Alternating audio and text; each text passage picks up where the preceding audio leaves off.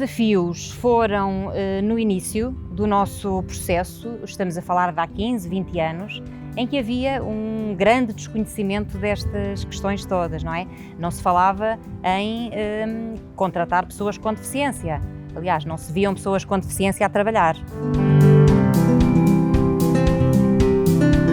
Todo esse caminho foi feito com muitos parceiros, portanto, nessa altura batemos realmente a muitas portas, pedimos muita ajuda, porque sempre achámos que era uma fonte de recrutamento para nós muito válida. E foi uma caminhada que fizemos em conjunto, um crescimento mútuo.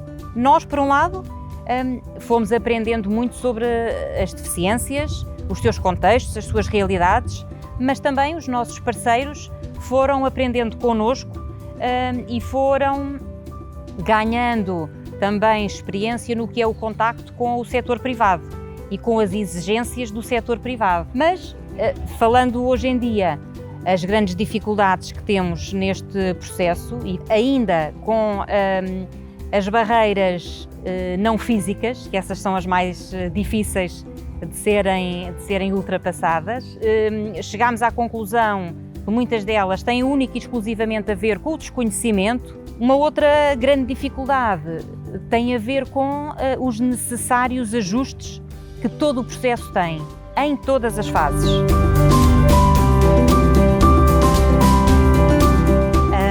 Em termos de recursos, em Lisboa temos uma única pessoa a tempo inteiro, que sou eu, e só desde há um ano a esta parte, só há muito pouco tempo. E temos, à semelhança do processo em Lisboa, uma pessoa de recursos humanos alocada praticamente a tempo inteiro e também mais uma outra pessoa, não a tempo inteiro, da área de segurança e saúde no trabalho. Portanto, 4 pessoas, mas na realidade eu tenho que falar nas 3.200 que somos todos, não é? A nível nacional. Mas a partir do momento em que a pessoa com deficiência é integrada na sua equipa, há toda uma equipa que o acolhe, há uma chefia que o acolhe, há contacto com clientes, quando a função a isso obriga. Portanto, recursos verdadeiramente somos 3.200. Mais especificamente, somos, digamos, 4. Eu diria que as aprendizagens que fomos tendo ao longo destes anos têm muito que ver com os erros que foram cometidos também ao longo dos anos. E foram esses erros também que nos permitem hoje ter de uma forma muito clara e objetiva o que é absolutamente imprescindível para que um processo de integração de pessoa com deficiência corra bem. Dando alguns exemplos, eu lembro-me que numa fase muito inicial, quando das primeiras vezes que entrevistei pessoas cegas e que se faziam acompanhar do seu cão-guia, eu, como amante de animais, o primeiro instinto seria as festas ao cão, falar com o cão. Portanto, isso é absolutamente errado, não se deve fazer. O cão está em trabalho e fica, antes de ser um cão-guia, é um cão, não é? E fica perturbado com essa atenção. Portanto, isso não se deve fazer.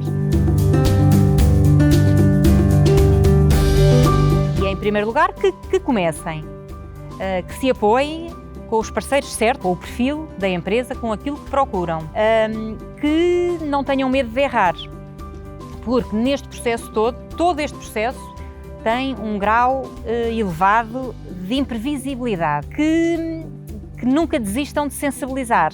Nós, apesar de termos uma estrutura grande e muitas pessoas, e estamos sempre, às vezes repetimos, porque é um processo, no nosso entender isto é um processo, portanto, que apostem sempre na sensibilização das pessoas, que realmente tenham a consciência de que é, além de uma obrigatoriedade legal, que será, é, antes de mais, uma obrigação de todos, uma responsabilidade de todos nós, enquanto membros de uma sociedade, que tem que ser uma sociedade que integra todos, inclusive as pessoas com deficiência.